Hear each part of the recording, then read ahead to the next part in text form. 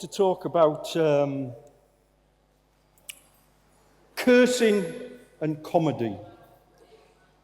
I'm told to talk bollocks, and if it come to cursing, if it was Olympic sport, I could probably be a medal winner, I'm afraid to say. But a decade ago, I did a job to do with a curse, and it was a curse by the Archbishop of Glasgow on families in the borders, because there was England and Scotland, they had different laws, and to enforce law caused wars. So there was border law. You could do what you want. And we give names to the English language like bereave. We also give words like blackmail. And the families cross the border. So for example, my wife's an Armstrong, they're English-Scottish, so they wouldn't fight each other. So they brought Southerners up to try and enforce law, and it caused problems.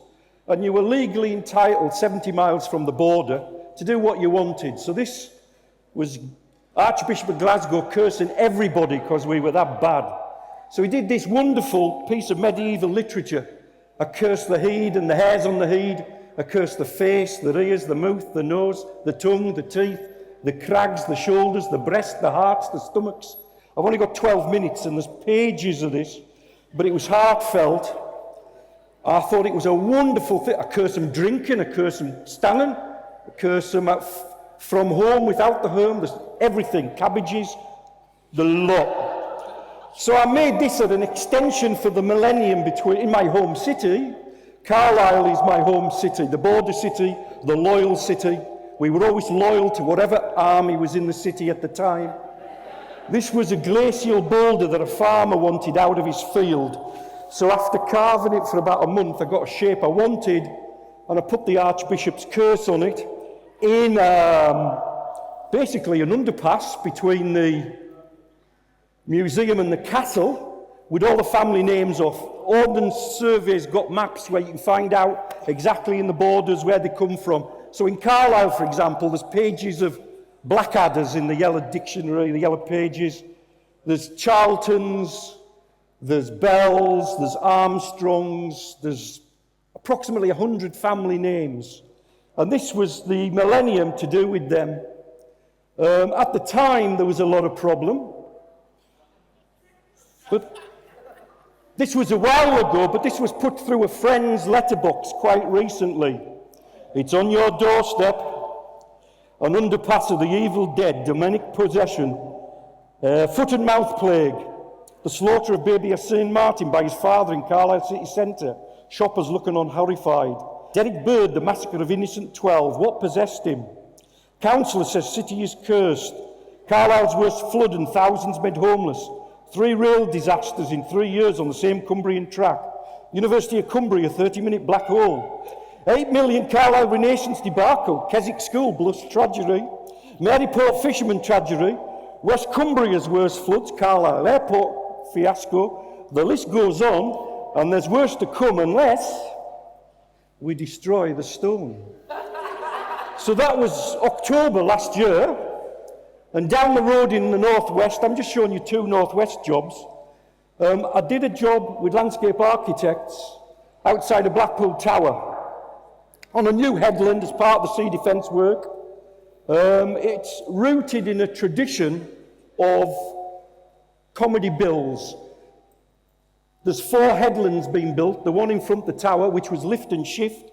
That was originally in Paris, but it was a good idea, so it was nicked, lifted and shifted to the northwest. And as part of the sea defences, there was a new headland.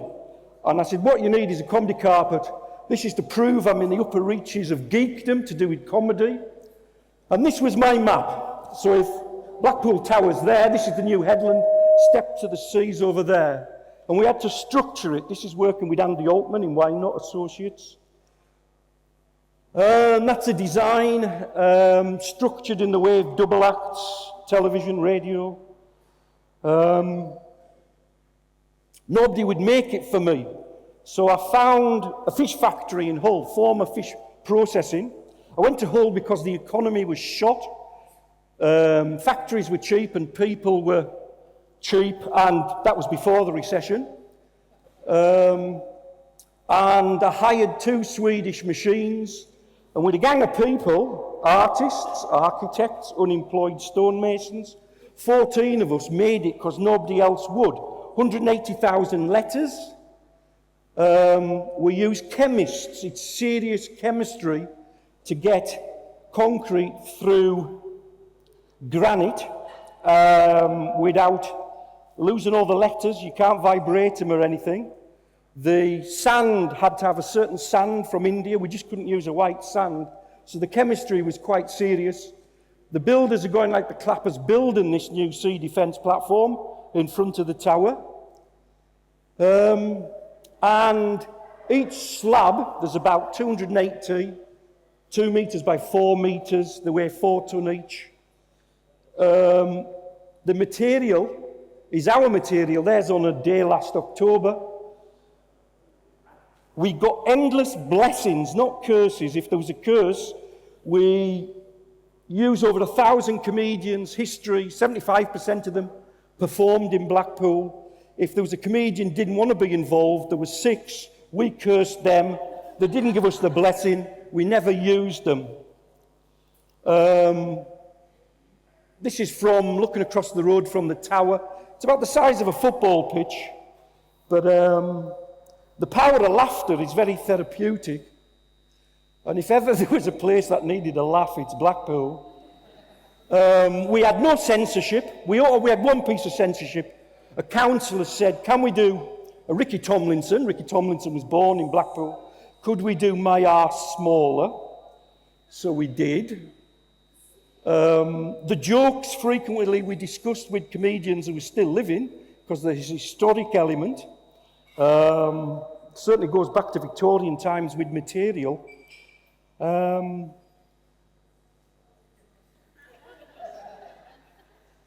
She never did.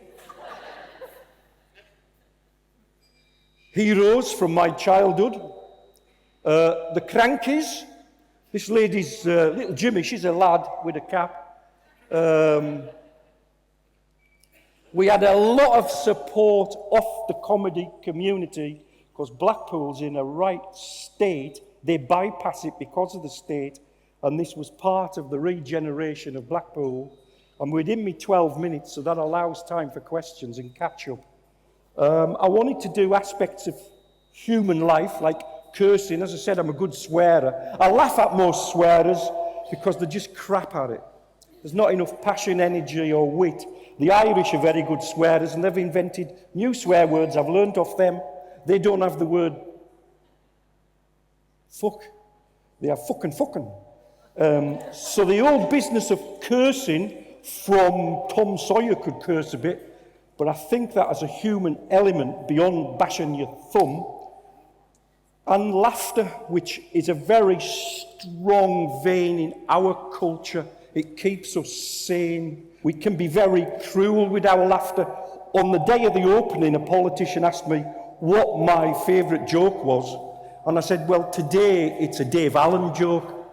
And he says, what's that? And he said, well, I have a soft spot for all politicians. A bog on the west coast of Ireland. And depending what day it is and what mood it is, you can change, but you have people shuffling along reading.